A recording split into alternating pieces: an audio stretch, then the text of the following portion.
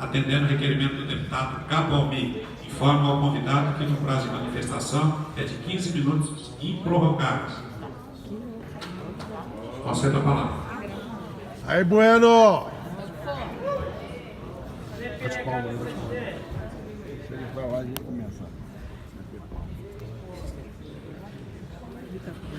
Pedir para os deputados ficar. Um bom dia aos novos deputados e, lógico, pedir para que os deputados permaneçam, porque o que a gente vai falar aqui hoje interfere muito na vida do servidor público de Mato Grosso do Sul e também da sociedade, já que somos nós que zelamos pela sociedade através da segurança pública, da saúde e da educação.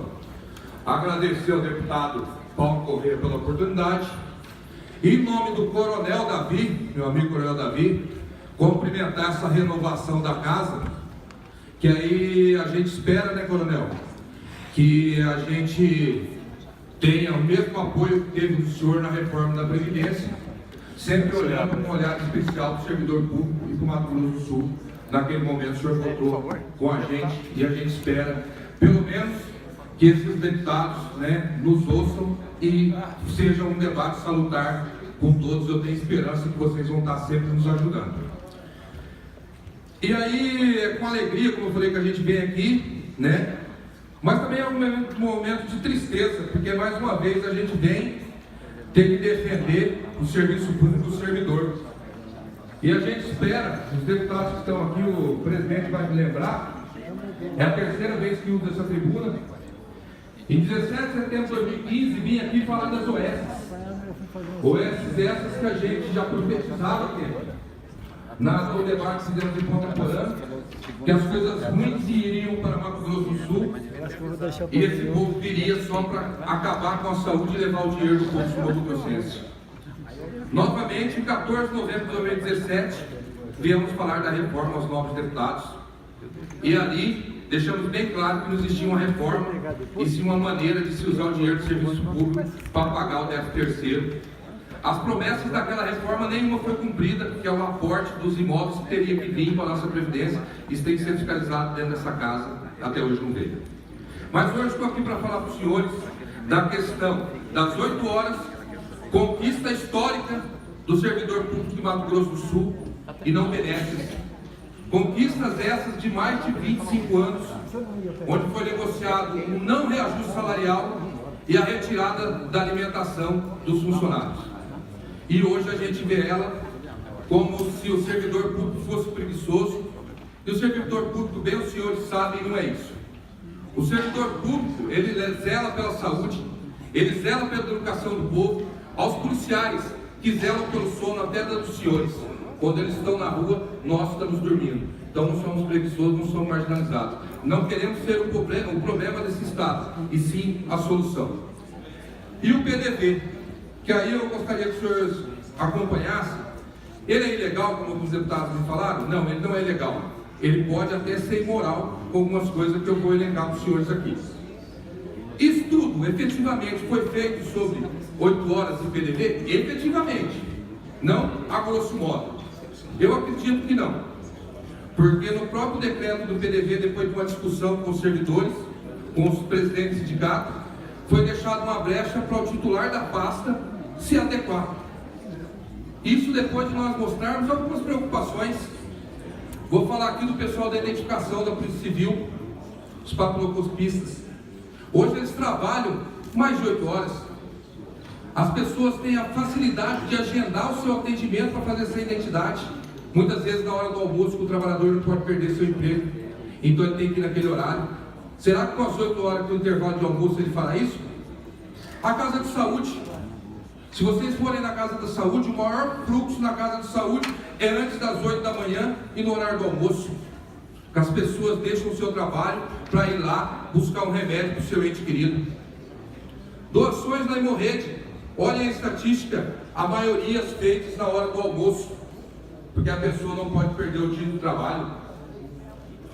Se fala muito do Detran, que o Detran tem que abrir à tarde. Gente, o único lugar que fecha o Detran aqui na capital meio-dia é a saída de Rochedo, porque no shopping funciona até as 10 horas da noite. Então funciona mais que 8 horas. Só que o que estão vendendo para a população é que nós trabalhamos 6 horas. Isso não é verdade. Tem alguns setores que a pessoa fica taxada. Vou dar um exemplo para vocês: o IMOL. A Sejusp não tem um técnico em autópsia. Os técnicos de autópsia hoje são do hospital regional, em desvio de função, mas lá fazendo seu serviço, em 2 locais, no IMOL e no hospital regional. Só tem 3 que cuidam da Grande Campo Grande e região norte hoje. Eles trabalham em regime de escala de 24 por 48. Quando extrapola as 40 horas semanais, eles acabam entrando em horas excedentes, em hora extra. Então ficou muito falado, parecendo que nós trabalhamos 6 horas e vamos para casa.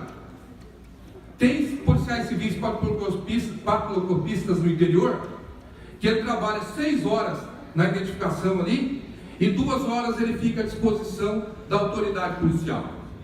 E se acontecer alguma coisa à noite, os senhores deputados do interior sabem que esse servidor vai lá atender. E está desenhado que parece que ele trabalha 6 horas diárias. Mas vamos lá. Qual que é a economia efetiva disso aí? A gente precisa entender. Eu não sou economista, fiz alguns números básicos. No caso do pessoal do Wilds aqui da educação, quando você aumenta por 8 horas, teoricamente você aumenta em 25% a carga horária dele. Legalmente, há ações a nível de Brasil, transitado, julgado, que isso é perda salarial. Isso os sindicatos vão entrar judicialmente. Mas vamos lá, a economia que estão fazendo com esse pessoal, que é o pessoal que tem o menor salário desse estado. Estou mentindo, Crepe? Né? Então vamos pôr uma base salarial aí do cara que já é antigo, de R$ 1.200. Se você economizar 25%, você economiza R$ 300 por cada servidor. Cada 4 servidor seria como se colocasse mais um. Tá? A economia no final é de R$ 1.800.000 mês. E aí eu vou mexer numa ferida que às vezes pode ficar nervoso com a gente.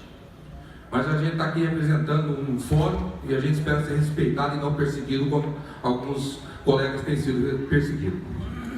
Se você economizar com os 17 cargos que recebem como secretários desse estado, com 17, não com 6 mil que economizam 1.800.000, com esse 17 você economiza 442 mil mês. Por que os baixos salários têm que ser penalizados? Essa é a pergunta que o fórum deixa aqui. Vamos falar de privilégios.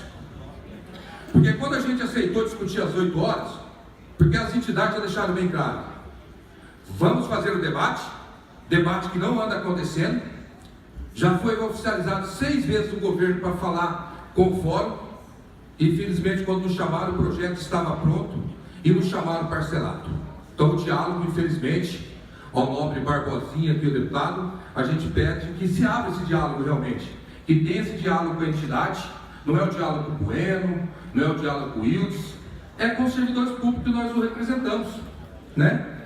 E lá foi falado o seguinte: já que lá atrás perdemos vale alimentação, perdemos tudo na negociação das 8 horas, cadê a contrapartida do governo? Nós precisamos do mínimo de alimentação. Os senhores deputados aqui sabem aonde se acha um prato de comida a preço popular nesse parque. Não, mas a gente vai dar o vale transporte. Aonde que em 2 horas você consegue pegar um ônibus aqui nesse parque e almoçar em algum lugar? Vocês sabem que os servidores não vão conseguir. Um servidor que ganha R$ 2.500 não é justo ele pagar o seu almoço também, além de estar aumentando a carga horária, que foram conquistas históricas. E aí a gente vai pesquisar, porque agora, coronel, está surgindo uma onda de denúncias, porque está existindo castas no estado, os privilegiados e os que sofreram 4 anos e parece que vai sofrer mais. E aí os altos salários, os salários de 30 mil de soldo, recebem em média R$ 1.200 para alimentação. Salário da maioria da categoria do Wilds, de vale alimentação. Será que é justo quem recebe 30 mil receber vale alimentação? E nós temos que arcar do nosso bolso? Essa é a reflexão. Eu fiz uma conta simples. Auxílio saúde, além da parte do Unisaúde, algumas categorias recebem 2 auxílios saúde a mais do que já se paga por saúde, que no nosso caso, o baixo clero, é o pessoal da CACEMES. Sabe quanto que recebe de auxílio saúde, coronel? Somando os dois, 2.700. Fora que já tem um de saúde. Então eu não sei qual que é esse outro auxílio de saúde. E agora, pasmem. O auxílio transporte de algumas categorias. Média de R$ 2.500. Eu peguei a gasolina mais cara de Campo Grande, litro. R$ 3.900, deputado. Ou 3,9 litro. Quando você divide esse dinheiro, pasmem, você compra 641 litros de combustível. Se você fazer uma conta simples, multiplicar, vamos pegar um carrão, não pode ser o popular não, um carrão que faça 6 km por litro, 6 km por litro, essa pessoa tem que rodar nos 22 dias úteis em média do mês, 170 km dentro de Campo Grande para ir trabalhar. Então não me parece muito um auxílio de transporte, pode ser que seja um auxílio financiamento de um novo carro. Posso estar errado. Enquanto nós, o dia que a gente desvia um passe que usou às vezes para levar um filho ao médico, que é o que você tem, não tem dinheiro, você perde o vale transporte. Então, somos solidários ao Estado, com certeza, com certeza. Mas queremos discutir as contrapartidas. Qualquer lugar com mais de 100 funcionários tem creche. Acabou de fechar uma creche no Detran. Ao mesmo tempo que está obrigando que ele trabalhe 8 horas, se fecha a creche. E aqui no parque? Esses pais que não vão voltar à tarde para casa, porque às vezes o filho estava na escola de manhã ou na creche e ele ficava com o filho à tarde. Como vai ser feito isso aí? É mais uma despesa que esse servidor vai ter? Então, eu vou ler um texto aqui para a reflexão dos senhores, que eu preparei o texto, que a gente acaba ficando nervoso, porque a gente já embateu muito, né, Reinaldo? Agora o embate vai ser o novo deputado Barbosinha, mas um legalista que é, a gente sabe que ele vai fazer com um olhar diferente também para a gente. Que a gente não aguenta mais sofrer o que a gente tem sofrido nos 4 anos e vai sofrer agora. Isso aqui é um texto que nós dentro do fórum, e eu acredito que eu esteja falando em nome do fórum aqui, principalmente essa primeira frase, uma reflexão e providência dos novos deputados.